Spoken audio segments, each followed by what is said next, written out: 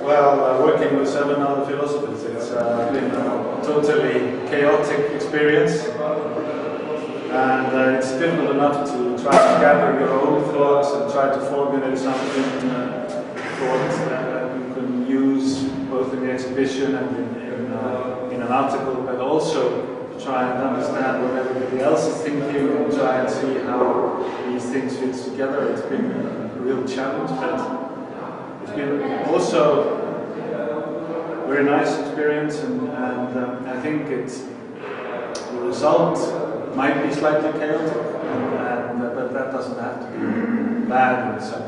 You just have to hope for the best, that the outcome will be something interesting and thought-provoking.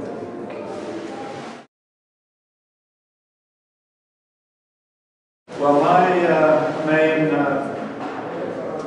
idea that I've been working with, the theme of the exhibition is the way that art and philosophical thinking approach each other, where they meet, and where they intersect.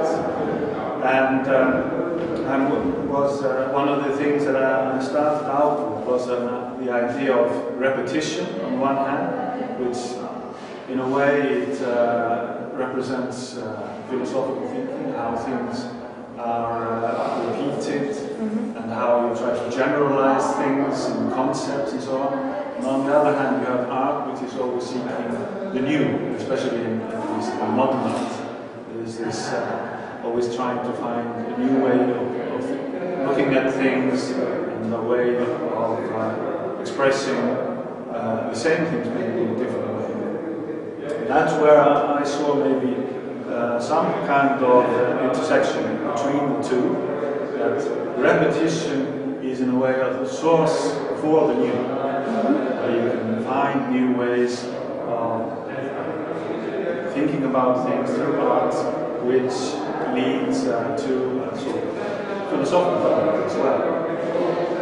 And I've been pairing together different types of work which I hope will sort of approach that question. This is work by Icelandic artist Rúri, and it's based on the story of an Icelandic woman called Sigríður, and she lived next to this famous waterfall called Gullfoss. And this was early in the 20th century when Iceland was a very poor country, and there were these foreign entrepreneurs which saw the waterfall as an opportunity for a power station, a hydroelectric power station, and they rented the waterfall for her father for 150 years in order to be able to use it to generate electricity, which was a very good idea maybe at the time, and they would have a lot of income from it and so on. But she was very much opposed to this waterfall, which wasn't very well known at the time. It was very difficult to get there, and maybe a few people had seen it. And she vowed that the day that they started work on the electric station at the waterfall, she would throw herself into the waterfall. She was ready to sacrifice herself in order to protect, preserve this waterfall, which was very dear to her heart. And since then, she has become legendary. She fought for this, against this deal that was made there for almost 20 years. She walked from farm to Reykjavík many times. It's about 100 kilometers, and the court case dragged on. Eventually, the deal was null and voided, and since then she became sort of a legend through this.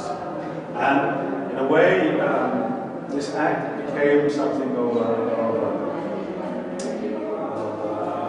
new way of thinking about nature, which maybe was just then starting. We were starting to realize the kind of value that was to be found in waterfalls like this. So we are in a way. This work was shown first in China, where in the start of the century, this century that is, 100 years after her story began. And at that time, the Chinese were working on, started working on their big project, Three Gorges Dam.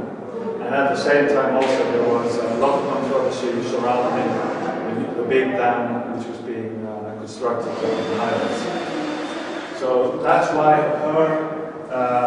she became an example of a way of thinking which could be repeated again through which we need to remember and maybe repeat.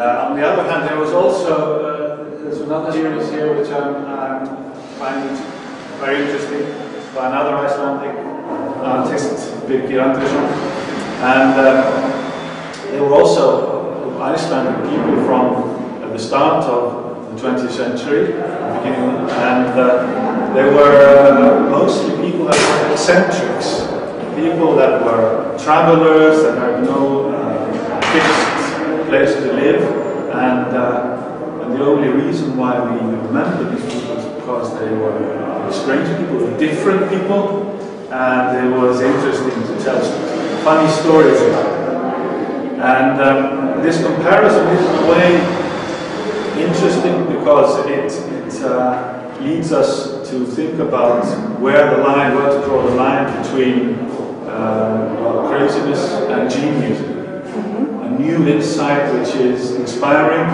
and which leads others to think in a new way about things, and behavior or ideas which are just odd, strange, which are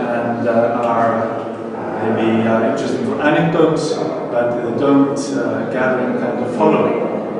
And that's something that happens also through the repetition of art, where you are looking for not just something that is different, but something that is new in a way that inspires people to think in a new way, and so others later go back and say, well, here's something, a new model, a new way of acting, a new way of looking at things which we should emulate and we should also think about.